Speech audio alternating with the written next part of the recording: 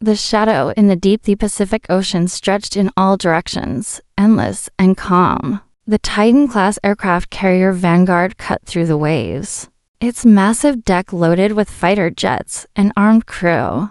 It was on a classified mission, far from any shipping lanes, its location known only to top military officials. Among the soldiers stood Korak, the one they called Alien Hulk. He was taller than any man on board, his skin a deep gray with faint glowing lines, his eyes like molten gold. Korak had been sent to Earth as part of an interspecies alliance, but his strength had already earned him a place as the ship's protector. Few dared to speak to him, and fewer still could meet his gaze. Below deck, the sonar team sat in a dark control room, eyes fixed on glowing screens. One of the operators frowned. "Captain, we're picking up something big." The captain leaned over, studying the readout. At first, it looked like a whale, but the shape was too large, too fast. "Mark the position," the captain ordered, "and keep tracking." Korak stood near the rail on the port side, staring at the water. He didn't need machines to sense something was wrong. His alien instincts whispered of danger. The waves around the Vanguard began to ripple. Though no wind had changed, the sonar ping grew louder, faster. Then, without warning, a giant shadow passed beneath the ship, blocking the sunlight from the depths.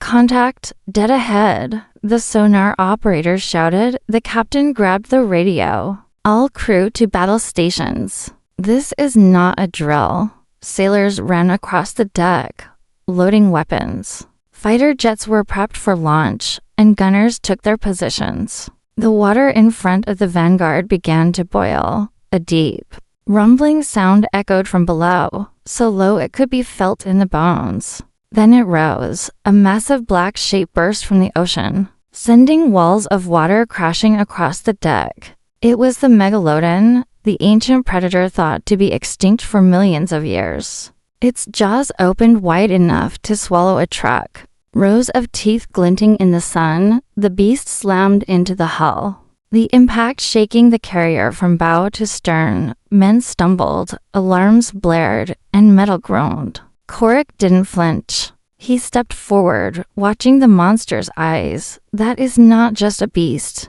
he said in a low growl. "It is a hunter." The Megalodon dove again. Circling, the crew fired depth charges into the water. Explosions sending plumes high into the air.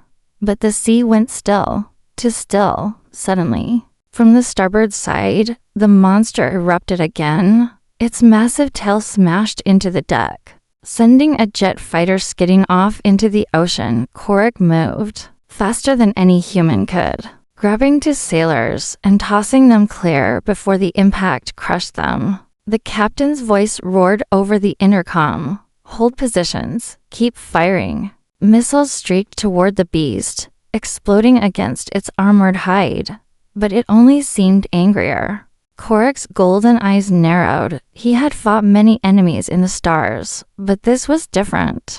This was raw, ancient power from a world that had never needed spaceships to dominate. As the Megalodon circled again, preparing for another strike, the Vanguard's massive hull began to tilt with the force of the waves.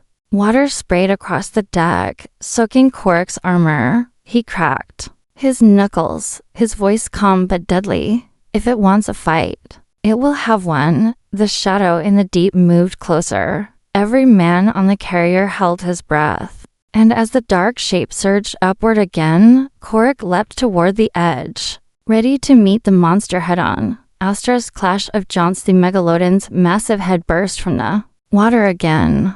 Its black eyes locked onto the Vanguard, its jaws wide enough to crush a battleship's turret. The roar of the ocean mixed with the shouts of the crew as the monster lunged. Korak didn't hesitate. He jumped from the deck, landing directly onto the beast's snout. The impact shook the water, waves exploding outward. The Megalodon thrashed, trying to throw him off, but Korak's alien strength held firm from the carrier's deck. Gunners opened fire.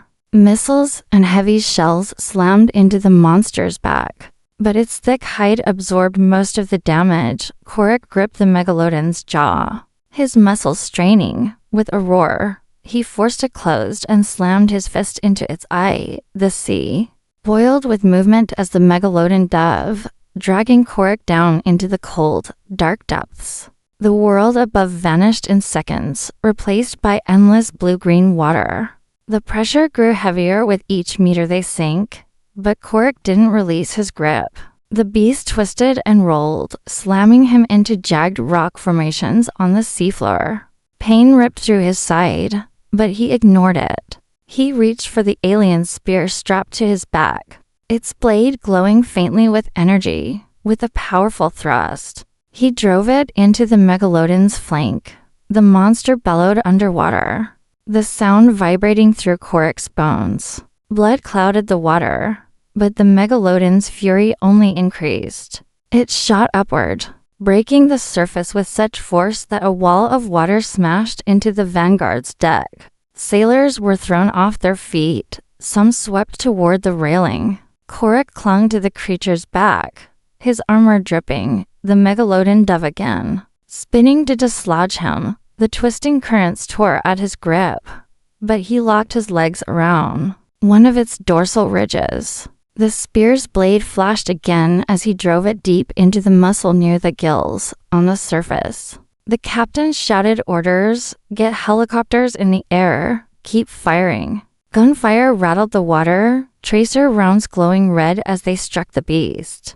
One helicopter fired a harpoon missile, the cable tightening around the Megalodon's midsection. Korik felt the pull as the beast fought against the line. The Megalodon's massive tail lashed upward, striking the helicopter and sending it spinning into the sea. The explosion lit the surface for a moment before darkness swallowed it. The alien Hulk knew he had to finish this before more lives were lost underwater.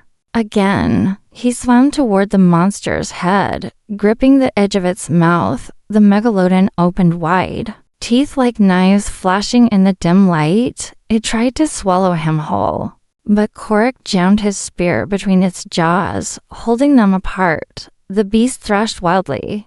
Its massive body slammed into the Vanguard, denting the steel hull and tearing a huge section of railing away. The ship groaned under the force, the deck tilting dangerously. Korik roared, his golden eyes burning in the dark. He shoved the spear deeper, piercing the soft tissue inside the mouth. The Megalodon jerked backward, its entire body twisting in pain. The alien warrior held on, refusing to let go. Suddenly, the water around them churned even harder. Another massive shadow appeared in the depths.